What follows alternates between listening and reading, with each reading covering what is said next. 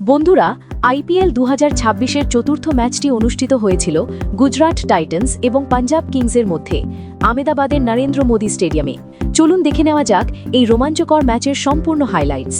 এই ম্যাচে Punjab Kings toss জিতে প্রথমে বোলিং করার সিদ্ধান্ত নেয়।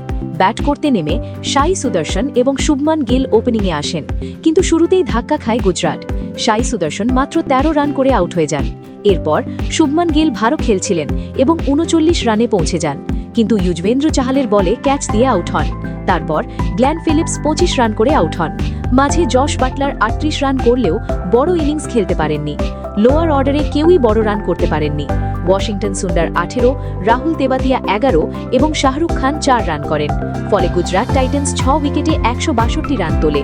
163 রানের টার্গেট তাড়া করতে নেমে পাঞ্জাব কিংসের হয়ে ওপেনিং করেন প্রভসিমরন সিং ও প্রিয়াংশ আর্য।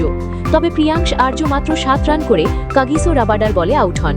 এরপর কুপার কানোলি ও প্রভসিমরন সিং ভালো পার্টনারশিপ গড়ে তোলেন, কিন্তু রাশিদ খান এসে প্রভসিমরনকে 37 রানে আউট করে ম্যাচের টার্নিং পয়েন্ট আনেন। ক্যাপ্টেন শ্রেয়াস আইয়ার 18 রান করে আউট হন। এরপর দ্রুত উইকেট পড়তে থাকে। নেহাল বাধেরা, শশাঙ্ক সিংহ ও স্টয়নিস কেউই বড় রান করতে পারেননি। বিশেষ করে প্রসিদ্ধ কৃষ্ণা 1 ওভারে 3টি গুরুত্বপূর্ণ উইকেট নিয়ে ম্যাচে দারুণ কামব্যাক করান গুজরাতকে। তবে শেষ পর্যন্ত কুপার কানোলি অসাধারণ 67 রানের ইনিংস খেলে দলকে জয়ের দিকে নিয়ে যান। অনেক ওঠানামার পর শেষ পর্যন্ত পাঞ্জাব কিংস 3 উইকেটে ম্যাচ জিতে নেয়। বন্ধুরা, এই ম্যাচে পাঞ্জাব কিংসের পারফরম্যান্সকে আপনারা 10-এর মধ্যে কত নম্বর দেবেন কমেন্টে জানাতে ভুলবেন না। ভিডিও ভালো লাগলে লাইক করুন এবং চ্যানেলটি সাবস্ক্রাইব করুন।